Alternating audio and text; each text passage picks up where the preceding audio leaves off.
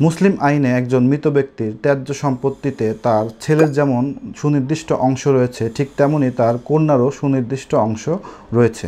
কিন্তু বর্তমান প্রেক্ষাপটে দেখা যায় যে ভাইরা বোনদের সম্পত্তি আত্মসাৎ করে অথবা ভাইরা বোনদের সম্পত্তি সঠিকভাবে বুঝিয়ে দেয় না। এক্ষেত্রে বোনদের করণীয় হচ্ছে যে যদি তার ভাইরা তাদের সম্পত্তি বুঝে না দেয়, সেক্ষেত্রে বোনদের উচিত দেওয়ানি আদালতে বাটোয়ারা মোকদ্দমা দায়ের করা। দেওয়ানি আদালতে বাটোয়ারা মামলা করতে হলে আপনাদের যে ডকুমেন্টটির প্রয়োজন পড়বে সেটি হচ্ছে যে আপনার পিতার ওই সম্পত্তির মালিকানার কাগজপত্র।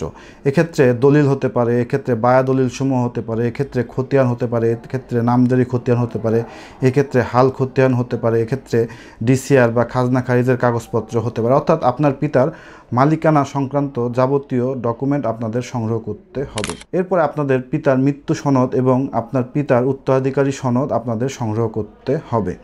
এই সকল ডকুমেন্ট সহ আপনারা বিজ্ঞ আদালতে যখন একটি বাটোয়ারা মোকদ্দমা দায়ের করবেন, তখন বাটোয়ারা মোকদ্দমায় ভাইদেরকে বিবাদী করতে হবে এবং ভাইরা যদি সে সকল সম্পত্তি অন্য কারো নিকট বিক্রি করে দেয়, সেক্ষেত্রে তাদেরকেও এই মামলায় বিবাদী করে আপনাদেরকে একটি বাটোয়ারা মোকদ্দমা দায়ের করতে হবে।